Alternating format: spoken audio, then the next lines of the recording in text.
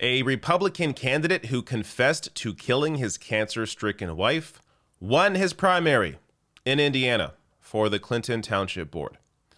So I will get to all of the details in this story, and I will say, this is not as clear of a reflection on the party as it may appear from just the headline here. There's a lot more to this story in terms of how he won, and it actually gives another message here that I want to get to near the end of this video.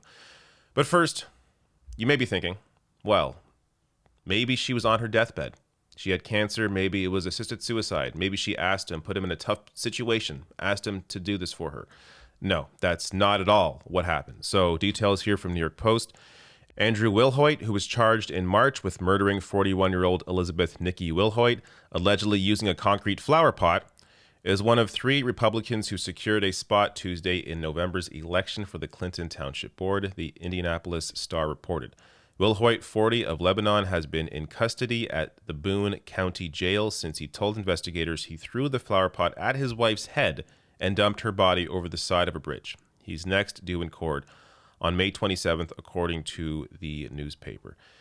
So I'll get to how he won, how many votes he received, but clearly, he admitted to killing his wife. Still able to be on the ballot, which I find odd, but I'll get to why that was the case. But not only that, she was near the end of her cancer treatment, and he was also cheating on her at the time. So friends of Nikki tell WTHR News Nikki had just finished her last chemo treatment for breast cancer before she died. The couple had also already filed for divorce due to the husband's extramarital affair. So just a devastating, horrific story all around. Now, in terms of how he won, this is where we're going to get to the lesson that comes out of this. So he received 60 votes, which is almost nothing, but we're talking about, I assume here, a very small township. So he was one of 3 candidates that won. So there are 3 spots, 3 winners in this township. And so they're all Republicans. See here the vote split. So the other 2 got more votes than he did. But regardless, only 3 of them applied for 3 spots. So all 3 of them won. So you can't really say, as much as it would be, fitting to say, oh, clearly this is not the party of law and order or pro-life or family values. This guy was going to win regardless because he's on the ballot. And this gets to the other issue here. There wasn't a single Democrat that filed. So the township board consists of 3 members and only 3 candidates entered the field. No one filed to run on the Democratic ticket.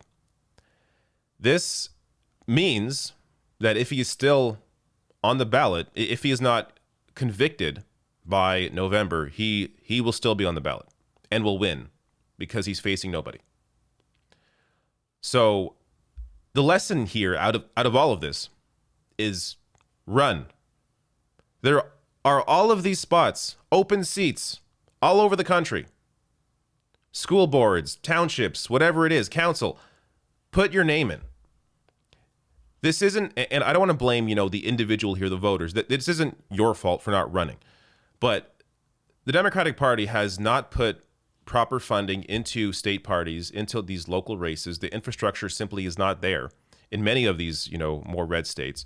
So you end up having this just complete, these people winning these seats. And these are this is their ground up strategy here, where you start in a seat like this and then you make your way to Congress. Democrats don't have this kind of investment in every state. So if you are in a red state, there has to, even if you think you're not going to win, because these are largely red districts, you have to start somewhere. At least throw your name in there, get involved, because these people are running unopposed and they're just taking these seats without any competition at all. Now, let me end on one last thing here in terms of how he's able to be on the ballot and win. So anyone facing felony charges can still run for local office, but they become ineligible upon conviction, state election officials told the newspaper. Quote, under our legal system, every person is innocent until proven guilty, said Brad King, co-director of the Indiana Election Division. If a candidate is ultimately convicted, then depending upon the timing of that conviction, the person can be replaced on the ballot by the political party that has a vacancy. So that's how he's able to still be on the ballot. But yeah, the only real lesson here is there are so many seats, open seats that have no competition, that are just seeing Republican candidates. Throw your name in.